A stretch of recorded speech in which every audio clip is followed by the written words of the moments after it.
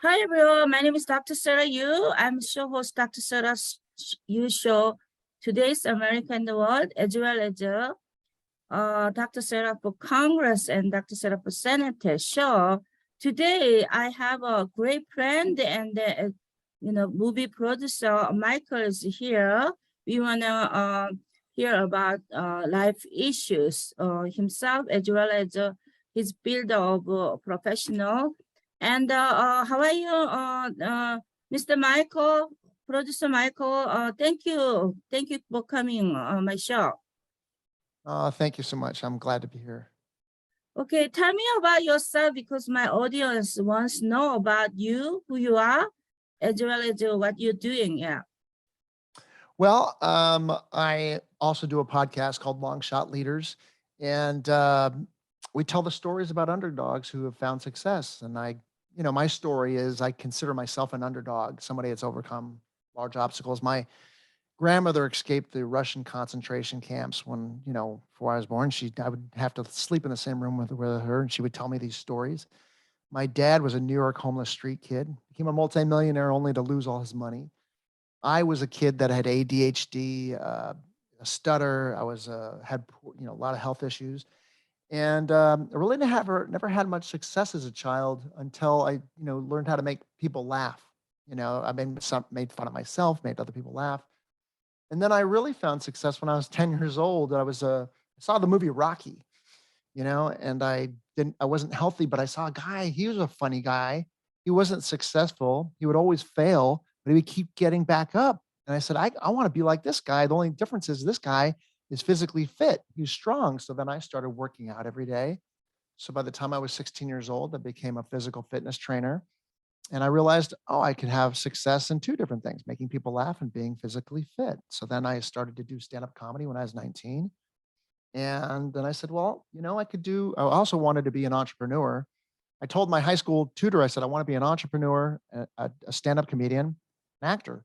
And she says, yeah, you might want to work with your hands because not everybody's meant to do what they want to do. So I said, well, screw her. I was going to do what I was going to do. So then I started my own business and I failed miserably. Right the day after high school, I tried to sell tools, but I failed miserably. But 6 months later, I kept it up and I found something that worked for me. I became a nightclub promoter in Los Angeles, and I became the number one nightclub promoter in my age bracket, which is young. I wasn't even 21 yet, but I ended up promoting movies, for Warner Brothers, the Batman movie, and I did big movie parties and nightclub parties.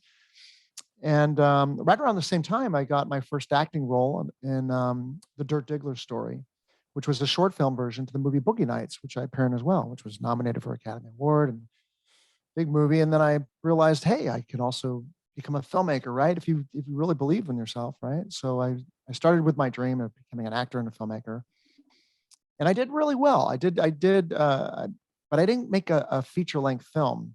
Uh, I made a short film that won many awards, got bought by HBO, but I wasn't turning it over to make a lot of money in film, like big actors and filmmakers that you've seen.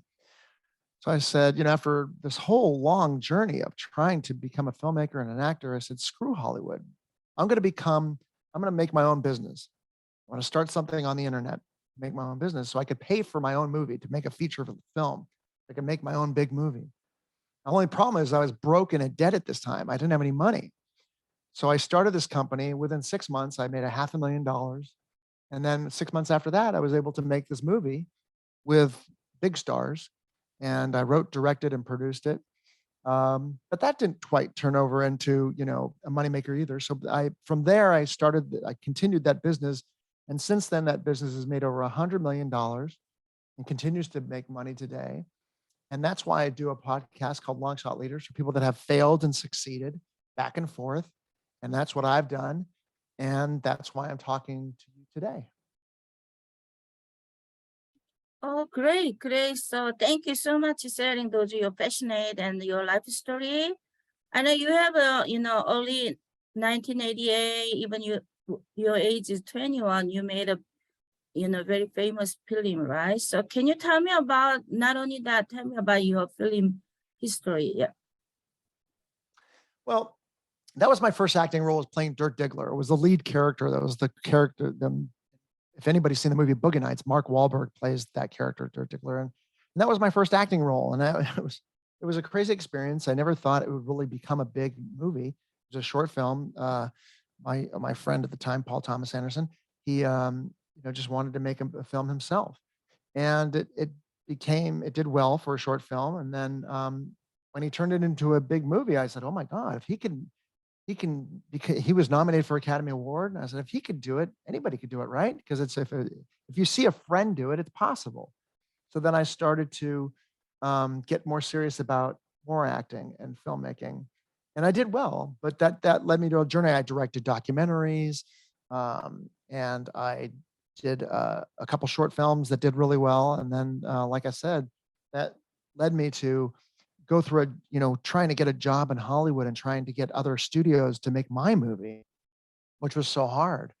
So I had this 8, 9 years of just really trying to get that going. But I really realized, I said, you really want, to make, do something. You want to make something happen, make your own money, make your own destiny, So that's what I did. And I started my company and made enough money to make my own movie. And so I wasn't really begging Hollywood to do it. So that was my relationship with filmmaking and acting in Hollywood. Oh, great, great story. So, tell me about you also do comedy, right? Tell me about that. Yeah, that even before all this, when I was 19 years old, I started doing stand-up comedy in Encino, California, where I started, and right there in Los Angeles. And I've done stand-up comedy ever since, off and on. Every 5 years, I'll do a stint. I'll do I'll do a year straight of stand-up comedy, and it's always been something that's become natural to me. It's even if I'm making a lot of money and in a business, and stand-up comedy is not making you that much money, because comedians, you would think, everybody thinks in Hollywood, just because you're making a movie or just because you're acting or just because you're a stand-up comedian, you must be making money. Stand-up comedians don't make that much money. But I really enjoyed, and I still enjoy doing stand-up as an art form and as a way of life. And that's my relationship. Every 5 years or so, I'll do stand-up comedy, for maybe a full year. I'll just go up and go and do a bunch of nightclubs, and that's what I do. Okay, great, great. Tell me about motivation. You already talk about a little bit your young age to motivation, but tell me about little deeply your motivation to be actor or comedian. Yeah. Well, the motivation to be an actor, a stand-up comedian, was, just not being successful, with anything as a child, because I had ADHD. I had really my attention span. I couldn't concentrate very well. So I learned on how to do these things, and eventually I got involved in personal development. I studied with Tony Robbins. Anything that Tony Robbins has ever done, any seminar he's ever done, studied with him for years. So it was a long journey of personal development, and Wayne Dwyer and other people involved in personal development, learning on why people do what they do, 6 human needs psychology, getting heavily involved in psychology. So I've had a long relationship for decades with, studying human nature and psychology and why people do what they do. So it's worked hand in hand with being an entrepreneur. It's worked hand in hand with being an actor, a stand-up comedian, or just helping people, or helping, being more successful with relationships or anything. Stand-up comedy was the start of it, but personal development has been just a way of life for me ever since. Okay. Tell me about a little bit about ADHD, how you overcome, because many children, who the people like they want looking for a solution, but they don't have solution. But you, it's your case, you are very devoted on film and comedy, so you overcome. So tell me about the children who are suffering right now. Maybe this their parents with good voice and message what you did, and can you tell me that? Yeah. So I was white knuckling it, so to speak, because they didn't know what my issue was. I couldn't concentrate. I was put in a special school for called Fernald School at UCLA for 6 months. they just didn't know what was wrong. It's just everybody has variations.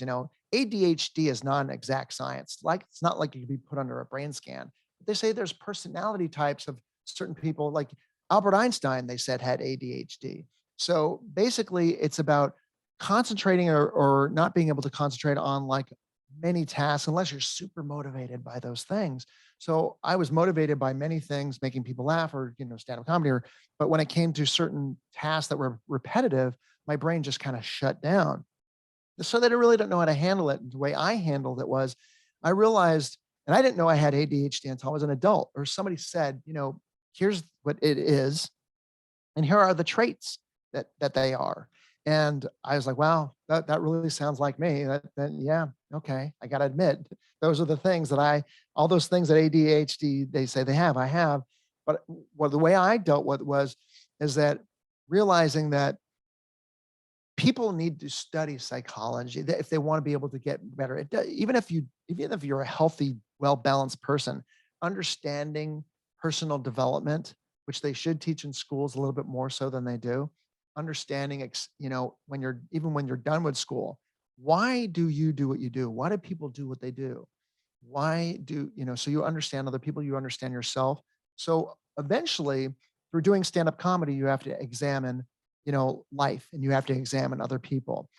By doing acting, you have to examine other people's lives. And when you get a written script and you have to figure out what's going on here in the scene, how am I going to act this out? You have to understand more about life. So you're studying people. I was studying human nature. I didn't even know it. So then when I got involved in personal development, I figured, well, this will help with my acting. This will help with my business. I want to be able to learn more about psychology. Understanding that all helps with ADHD because we realize that we're all kind of wired the same. There's just variations of each other. So if you're trying to become a politician, let's say, you really want to understand who you're serving, why you're being a politician, and understand the who, what, where, why, when, and how of that circumstance. So then you could become better at whatever you're trying to do. So that's my journey. And that's what helped me is understanding, taking time to understand personal development and understanding the who, what, where, why, when, and how. And in Toyota, the last thing I'll say about this is that in Toyota, the company Toyota, they do what is called 5 whys. It's really smart. And they say, why is this a problem? Why is that a problem? Why is that? Why is that? They ask themselves 5 times. What I like to do is the who, what, where, why, when, and how with Toyota's 5 times. And I ask those questions 5 times. Well, who does that involve? Who does that involve? Who does that involve? And I'll ask myself that. That gives you an understanding. When you have ADHD, how do you overcome it? That understands it. Slow things down, ask yourself important questions, learn why you do what you do, learn more about yourself, learn about other people. To me, that's my solution for, understanding and dealing with ADHD. Thank you so much, your advisor as well. Thank you for sharing as well that. And I want to asking you, what is your 5 years goal? How we can collaboration together and the contribution community? Well, my 5-year goal, let's talk about, I guess, business first. My 5-year goal for business is that I have a company right now called Tarps Plus and Abidac. That is a company that I've done for over 20 years. But we are been planning for the past 3 years, and it's launching in June 2023. I'm launching a company called Bolator, which has a revolutionary outdoor products, a whole line of products that are it's a backpack that's a soft cooler that opens up to a tarp. That's also a hammock. That's also has a survival tool to it. It's a whole line of products, and it's a lifestyle brand that's very exciting. So I'm opening that up next year, and that'll be keeping up. That'll take up a lot of time because that's going to be a big company, and that's going to happen in the next 5 years as far as business. As far as personal development and relationship and health, I work out every day. My goal is to continue to make sure I'm healthy, make sure I raise good kids, make sure that I'm a good husband, and to make sure that I'm helping my community through not just my entrepreneurial, aspects, but also whoever crossed my path to really, help them out as much as I can. I also do donate. I have a philanthropical vein to my business. Abidac donates thousands of tarps to the homeless, so continue to help the homeless every year. And just continue to what I'm doing there. But as far as maybe the 10-year plan is to maybe do a little bit more stand-up comedy, kind of finish out my life the way I started it, continue to do more stand-up because that's what makes me happy. That's my true nature, is being a stand-up comedian. Oh, great, great. So now, people really wants to reach you. So tell me about where we can reach you. Yeah. You can just go to longshotleaders.com.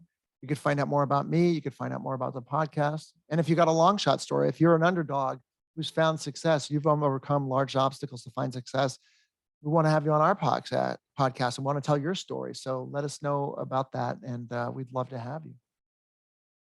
Oh, great, great. Thank you so much. I have my personal, the experience that my friends who are in Hollywood, they are, who helping me my campaign video also.